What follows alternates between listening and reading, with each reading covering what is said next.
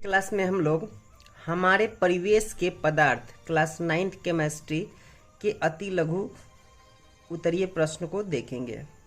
चलिए देखते हैं अति लघु उत्तरीय प्रश्न का पहला क्वेश्चन क्या है।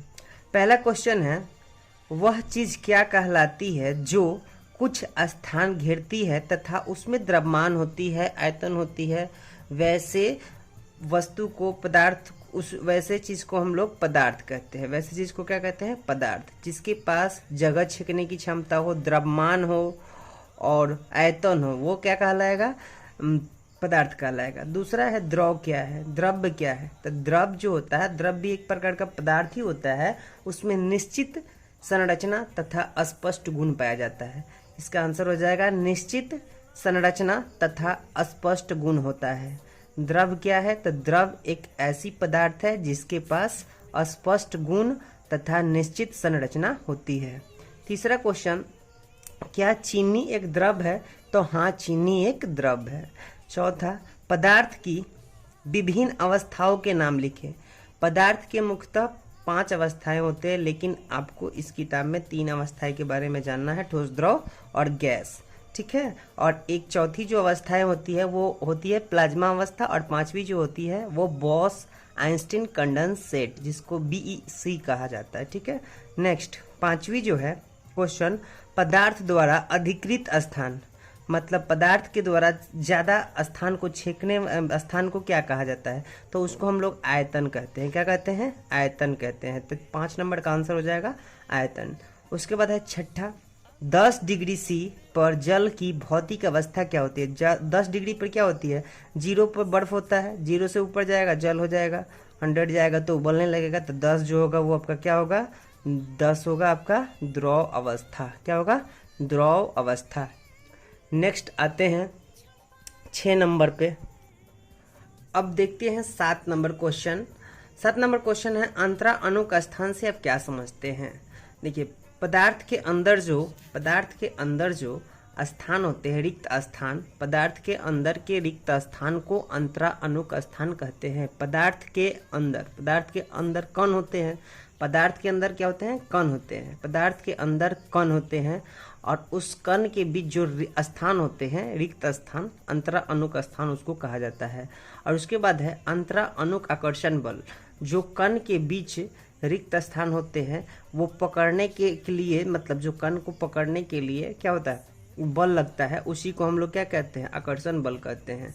कण को पकड़ने के लिए जो बल लगते हैं, पदार्थ के अंदर जो कण होते हैं, उसे पकड़ने के लिए जो बल लगते हैं उसे आकर्षण बल कहते हैं, अंतरा अणुक आकर्षण बल कहते हैं।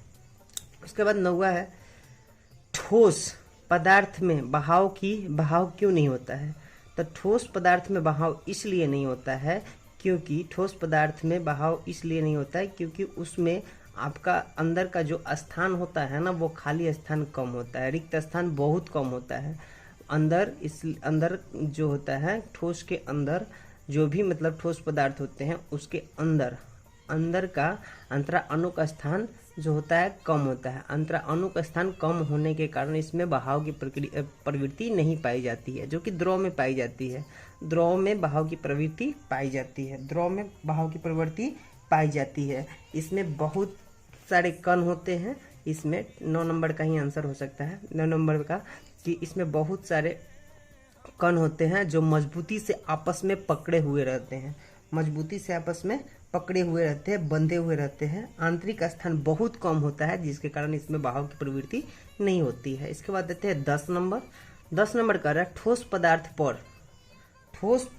पर ऊष्मा का क्या प्रभाव पड़ता है? देखिए, ठोस पदार्थ पर अगर ऊष्मा का प्रभाव देते हैं तो उसके अंदर का जो कण होता है ना, वो वृद्धि करने लगता है, गति करने लगता है। ठीक है, वृद्धि करने लगता है, गति करने लगता है, मात्रा बढ़ जाती है। ऐसा होने से जो उसके कण जो है वो तीव्र गति से चलने लगते हैं। ये सब उसका प्रभाव पड़ता है। तो ठोस पदार्थ में अगर ऊष्मा देंगे तो वो उसके अंदर का कण जो होता है वृद्धि करने लगेगा, गतिशील हो जाएगा। ठीक है। नेक्स्ट 11, वह प्रक्रिया का नाम बताए जिसमें किसी दूषित वस्तु की दुर्गंध चारों ओर वायु में फैल जाती है। इस प्रक्रिया का नाम है ऊर्ध्वपातन। सब्लिमेशन इंग्लिश में बोला जाता है, ऊर्ध्वपातन। क्या नाम है इसका? ऊर्ध्वपातन, ऊर्ध्वपातन, ऊर्ध्वपातन, ठीक है। सब्लिमेशन, कपूर, नेप्थलीन, ये सब इसका एग्जाम्पल है अच्छा खासा। नेक्स्ट 12 नंबर क्वेश्चन है, जल की थोड़ी मात्रा को अगर कमरे के फर्श पर गिरा दिया जाए तो वो फर्श पे फैल जाता है क्योंकि उसमें बहाव की प्रवृत्ति पाई जाती है, क्योंकि उसमें बहाव की प्रवृत्ति पाई जाती है, क्योंकि उसमें बहाव की प्रवृत्ति पाई जाती है, ठीक है, क्योंकि उसमें बहाव की प्रवृत्ति पाई जाती है। जिसमें बहाव की प्रवृत्ति पाई जाएगी उसमें, क्योंकि उसका अंदर का जो होता है, अंदर रिक्त स्थान ज़्यादा होता है, ठोस की अपेक्षा ज़्यादा रिक्त स्थान खाली रहता है, ठीक है, जिसके कारण उसमें बहाव की प्रवृत्ति पाई जाती है। अब नेक्स्ट क्वेश्चन है, 10 डिग्री सी और 25 डिग्री सी में, 10 डिग्री सी और 25 डिग्री सी में किस ताप पर जल का वाष्पन अधिक होगा? वास्तविक है ये आपका 25 डिग्री पर वास्तविक ज़्यादा होगा, वाष्पन ज़्यादा होगा, 25 डिग्री पे ज़्यादा होगा। किस पे ज़्यादा होगा? 25 डिग्री पर। 14 नंबर क्वेश्चन, 14 नंबर, किसी द्रव के क्वथनांक पर वायु का दाब का प्रभाव क्या पड़ता है? देखिए इसका जो है, इसका 14 नंबर का जो है, द्रव का क्वथनांक वायुमंडल दाब पर निर्भर करता है। द्रव का क्वथनांक जो होता है वायुमंडल दाब पे निर्भर करता है। वायुमंडल दाब का अधिक रहने पर द्रव का दाब बढ़ जाता है, ठीक है। इसके बाद है 15 का है, समान दाब पर एक पदार्थ का क्वथनांक कमरे के ताप से कम है, बताएं पदार्थ भौतिक अवस्था क्या होगी? तो इसकी जो अवस्थाएं होंगी वो द्रव की अवस्थाएं होंगी, ठीक है। जब समान दाब पदार्थ के क्वथनांक कमरे के दाब से कम होगा तो वो कैसी होगी? द्रव अवस्था होगी, द्रव अवस्था होगी, ठीक है, द्रव अवस्था होगी, ठीक है। नेक्स्ट 16, किसी ठोस के द्रव्यनांक की परिभाषा। ठोस के द्रव्यनांक की परिभाषा क्या होती है कि ठोस जो होता है उसका प्रायः द्रव्यनांक जो होते हैं ऊंच होती हैं। किसी भी ठोस के द्रव्यनांक जो होते हैं वो क्या होते हैं? ऊंच होते हैं। द्रव्यनांक, ठोस के द्रव्यनांक ऊंच होते हैं, ऊंच ज़्यादा होते हैं, ठीक है। क्या होता है जब 0 डिग्री सी किसी चीज़ को ठंडा करते हैं तो जम जाता है, ठीक है। जल को अगर 0 डिग्री सी पर लेके जाएंगे तो क्या होगा? जम जाएगा। क्या होगा? क्वेश्चन 18 को देखते हैं, गैस को ठंडा करने पर क्या होता है?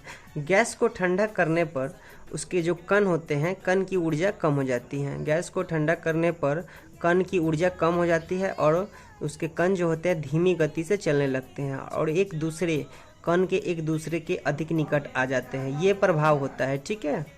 इसके बाद 19 नंबर, अमोनिया क्लोराइड को गर्म करने पर क्या होगा? कल अमोनिया क्लोराइड को गर्म करेंगे तो सीधे वो वाष्प में बदल जाएगा। क्या होगा? सीधे वाष्प में बदल जाता है ऊर्ध्वपातन के कारण, ठीक है। ऊर्ध्वपातन क्रिया होती है इसमें भी, अमोनिया क्लोराइड में भी ऊर्ध्वपातन की क्रिया, नेप्थलीन में भी ऊर्ध्वपातन की क्रिया, कपूर में भी ऊर्ध्वपातन की क्रिया, ये सब होती है, ठीक है। सीधे वाष्प में बदल जाएगी, गर्म करने पर सीधे वाष्प में बदल जाएगा, ठीक है। उसके बाद 20 नंबर है, पदार्थ के चतुर्थ अवस्था को क्या कहते हैं? पदार्थ के चतुर्थ अवस्था को क्या कहते हैं? प्लाज्मा कहते हैं, ठीक है। क्या कारण है कि गैसों को अस्पिंडित किया जा सकता है किंतु द्रव को नहीं? तो गैस में जो आंतरिक स्थान होते हैं वो ज़्यादा होते हैं और द्रव में कम होते हैं, इसके कारण इसको अस्पिंडित किया जा सकता है बट उसको द्रव को नहीं किया जा सकता है। उस गैस का नाम बताएं जिसकी आपूर्ति अस्पताल में द्रव के रूप में की जाती है। ऑक्सीजन। क्या होगा? ऑक्सीजन। किसी पदार्थ का ताप अगर 35 डिग्री सेल्सियस है, किसी पदार्थ की ताप अगर 35 डिग्री सेल्सियस है, उसको केल्विन में बदलना होगा तो 273 इसमें ऐड कर देते हैं, 273 ऐड कर देंगे, आ जाएगा केल्विन में बदल जाएगा। समान दाब पर जल एक दूसरे के नमूने का क्वथनांक 102 डिग्री सेल्सियस है तो वो शुद्ध जल होगा या नहीं? नहीं होगा।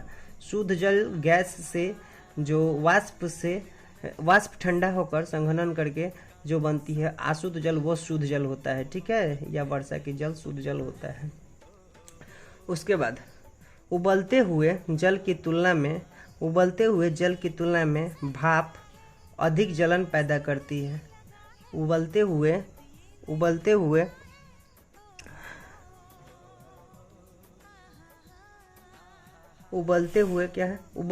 जल की तुलना में उसका भाप अधिक जलन पैदा करती है क्योंकि उसका ताप ज़्यादा होता है। भाप का ताप जो होता है अधिक होता है, भाप का ताप अधिक होता है। भाप का ताप अधिक होने के कारण भाप का ताप जो होता है वो अधिक होता है भाप ताप जो होती है उसकी अधिक होती है, जिसके कारण उबलते हुए जल की तुलना में भाप अधिक जलन पैदा करती है। ठीक है। क्या अमोनिया की गैस अवस्था वाष्प कहा जा सकता है? क्या अमोनिया की गैसीय अवस्था देखिए ध्यान से, क्या अमोनिया की गैसीय अवस्था को वाष्प कहा जा सकता है? नहीं, अमोनिया की गैसीय अवस्था को नहीं कहा जा सकता है।